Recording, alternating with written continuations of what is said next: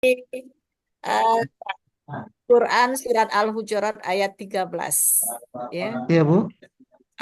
Yang menyatakan bahwasanya Allah menciptakan manusia itu Dengan berbangsa-bangsa dan suku-suku. Benarkah? iya, Pak. Betul, Bu. Iya. Ya ayuhan nas inna khalaqnakum min dzakarin Iya. wa unsa wa ja'alna Heeh. bainakum Waja'alnakum syu'uban wa qabaila lita'arafu. inna akramakum Hmm. indallahi Kan atqakum. iya, Bu. Oke, Bapak itu materi Bapak kan? Saya kan ngajar bahasa Arab, saya nggak mengajar PAI ya. Bapak wajib Iya, Bu. Iya. hafal tentang dalil-dalil ayat-ayat yang berkenaan dengan materi Bapak ya. Harus di luar Iya, kepala betul, loh Bu. itu. Ya, Iya, tanda guru profesional itu menguasai materi ya. siap, Bu. Ya, apalagi sudah lama ngajar bahasa Arab, mengajar PAI 2018. Ya. Kalau sudah lama itu kalau saya sudah hafal kalau di kelas 7 itu mubtada, khobar, kata tunjuk, mudzakkar, muannas itu kalau kalau kita eh, sudah lama itu nggak perlu pegang buku lagi. Ya. Tinggal kita Oh, oh ini materi kita tentang ini ya. Modul ajar ah, kita itu hanya sekedar alat bantu kita. Di luar itu, iya. perlu lagi lihat bacaan tulisan Quran surah Al-Hujurat tadi. Ya, jadi guru profesional itu jangan sampai menulis itu tadi lihat di buku, tulis dikit, lihat lagi, tulis dikit itu menunjukkan kita tidak profesional. Ya, Iya. Siap, Bu. Harus jadi ustadz, ustazah ya sebagai guru PA itu harus benar-benar menguasai. Apalagi kita sudah lama mengajarkan seperti itu ya. Siap, Oke, Bu. dari Quran Surat Al-Hujurat ini menurut Bapak materi apa? Hikmah apa yang bisa diambil? Hikmahnya banyak sekali, Bu. Pemahaman bermaknanya, Eh, ya. Pemaham saya di kelas saya itu, Bu, ada juga yang nonis yang beragama Kristen kan. Nah, jadi Ya. itu tentu akan membuat saya memberikan contoh itu dari anak-anak sendiri gitu. Nah, jadi di kelas ini pun berbeda agama sekalipun kita tetap harus berteman seperti itu, Bu. Jangan dijauhi gitu, nah, Bu. Nah, seperti itu, Bu. Oke. Oke, dalam materi surat Al-Hujurat ayat 13 ini, bagaimana Bapak mengadakan penilaiannya, asesmennya? Asesmennya melalui teknik apa? Eh, Melalui yang tadi, Bu, saya menggunakan metode pendekatan melalui TGD tadi, Bu. Jadi anak-anak saya disuruh diskusi, ya memberikan contoh masing-masing, berikan contoh misalnya lagi diskusi apa yang harus kita lakukan begitu, melalui Oke. tentang apa yang kita ketahui tentang ayat Quran surah Al-Jalil ayat 13. Oke, setiap pembelajaran itu harus ada evaluasi atau penilaian atau juga dikatakan sekarang asesmen. Ya, Mhm. asesmen itu terbagi dua, ada formatif dan sumatif. Is okay kalau asesmen formatif Bapak bisa melakukannya pada saat diskusi tadi. Karena ini hanya sekedar untuk feedback untuk perbaikan metode pembelajaran kita. Untuk asesmen sumatifnya, bagaimana Bapak melakukan penilaian terhadap materi ini? Karena Tematik, untuk ya. penilaian di nilai rapat kita tidak bisa menggunakan asesmen formatif ya harus ada Iya, asesmen sumatifnya. Nah, betul. teknik atau metode apa yang Bapak gunakan untuk mencapai penilaian ini? Kalau sumatif, saya biasanya memberikan soal seperti pilihan ganda, Bu. Seperti itu. Pilihan ya. Pilihan ganda. Ha-ha. Berapa soal Jadi nanti biasanya? biasanya itu setiap materi bisa sampai 20-an, Bu. Oke, 20 soal ya. Ya, Contoh betul. soalnya saya mau dengar satu saja contoh soal dari materi yang tadi saja. Contohnya satu soal. Oke, ya. Eh, kan misalnya sebelum saya memberikan soal itu, Bu, saya pastinya sudah menjelaskan kan, Bu, bagaimana apa isi kandungan surat tersebut. Kemudian kemudian toleransi itu kan kalau dalam bahasa Arab itu kan bahasanya adalah tasamuh.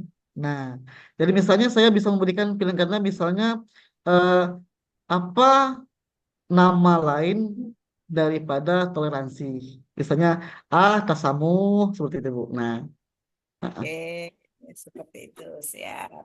Oke, satu lagi Pak Royhan, saya mau tanya.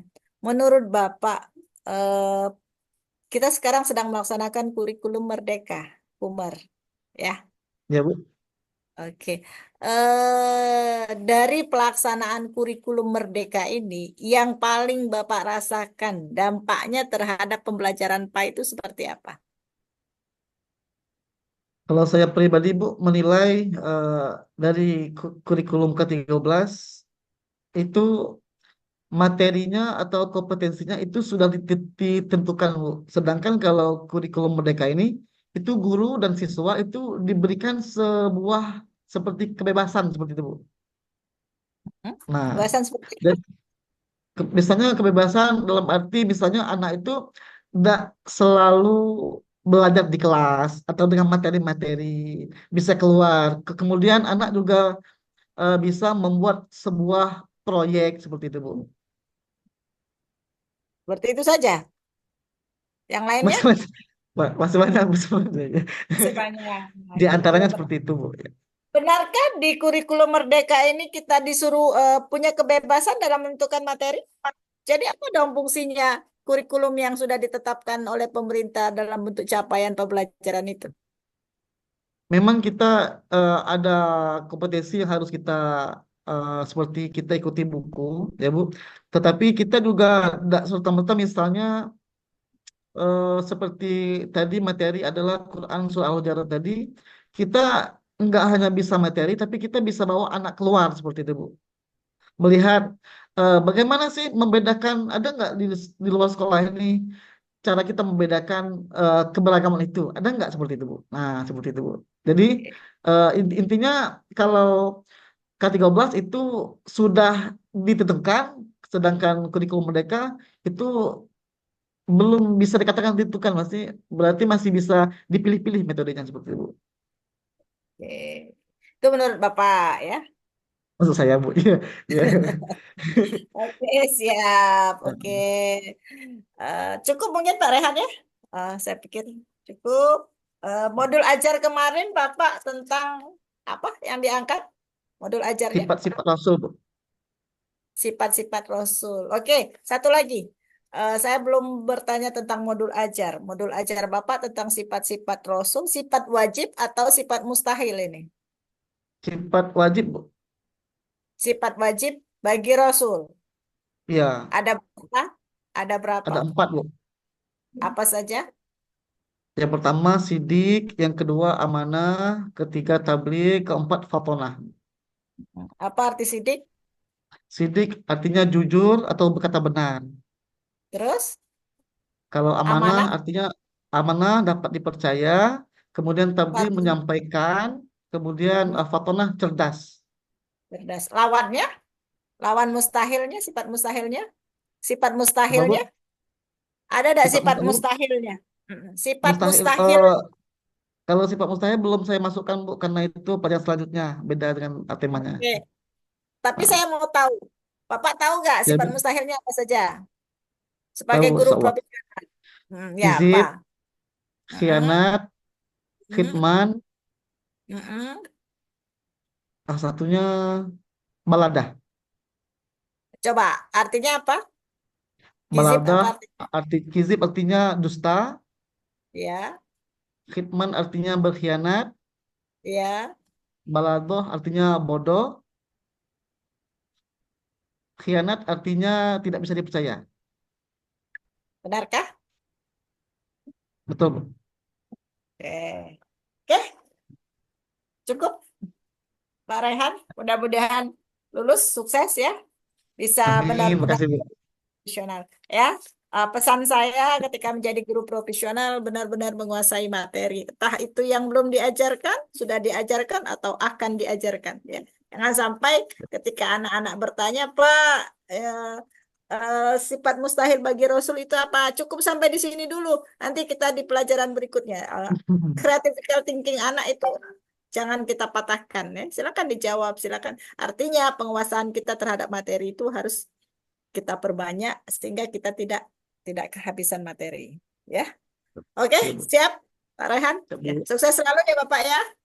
Ya, Bu. Oke, Makasih. silakan. Ya, Assalamualaikum. salam warahmatullahi wabarakatuh. Bisa. Oke, mau istirahat dulu atau lanjut aja, Bu?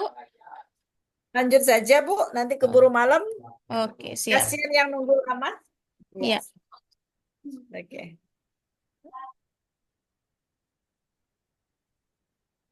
Oke, selamat bergabung Ibu Hadijatul Kubra. Bu Silakan Bu Era. Hadijah. Silakan tes Ya, mic-nya dulu Bu Hadijah.